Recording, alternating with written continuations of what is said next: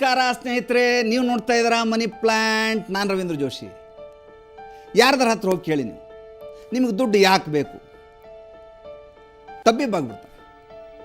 ಎಷ್ಟು ದುಡ್ಡು ಬೇಕು ಅಂತ ಕೇಳಿ, ಅದಕ್ಕೂ ತಬ್ಬಿಬ್ಬಾಗ್ತಾರೆ. ನಮಗೆ ದುಡ್ಡಿನ ಬಗ್ಗೆ ಕ್ಲಾರಿಟಿ ಇಲ್ಲ. ಭಾಳ ಸಿಂಪಲ್ಲಾಗಿ ಯೋಚನೆ ಮಾಡಿ ನೋಡಿ, ನಮಗೆ ದುಡ್ಡು ಯಾಕೆ ಬೇಕು?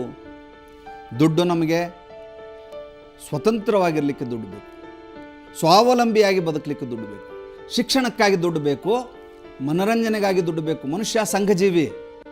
ಆತನಿಗೆ ಸುಖ, ಸವಲತ್ತು, ಆಹ್ಲಾದ, ವಿಲಾಸ ಎಲ್ಲವೂ ಬೇಕು. ಪ್ರಾಣಿಯ ಹಾಗೆ ನಾವು ತಿಂದು ಮಲಗುವ ಜನ ಅಲ್ಲ.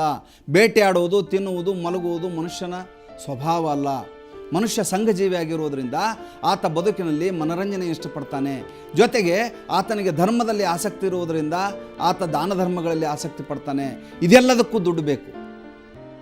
ಈ ದುಡ್ಡು ಯಾವ್ಯಾವುದಕ್ಕೆ ಎಷ್ಟೆಷ್ಟು ಬೇಕು, ಯಾವ್ಯಾವ ಸೆಗ್ಮೆಂಟಲ್ಲಿ ನಾವು ಎಷ್ಟೆಷ್ಟನ್ನು ತೊಡಗಿಸಬೇಕು ಅನ್ನೋದು ಫಿನಾನ್ಷಿಯಲ್ ಲಿಟರಸಿ, ಆರ್ಥಿಕ ಶಿಕ್ಷಣ. ಈ ವಿಚಾರವಾಗಿ ನಾನು ಹೆಚ್ಚಿನ ವಿಷಯಗಳನ್ನ ನಾನು ನಿಮ್ಗೆ ತಿಳಿಸ್ತೇನೆ ಮುಂದಿನ ಸಂಚಿಕೆಯಲ್ಲಿ. ಅಲ್ಲಿವರೆಗೂ ನಮಸ್ಕಾರ, ಗುಡ್ ಡೇ ಸ್ನೇಹಿತರೆ.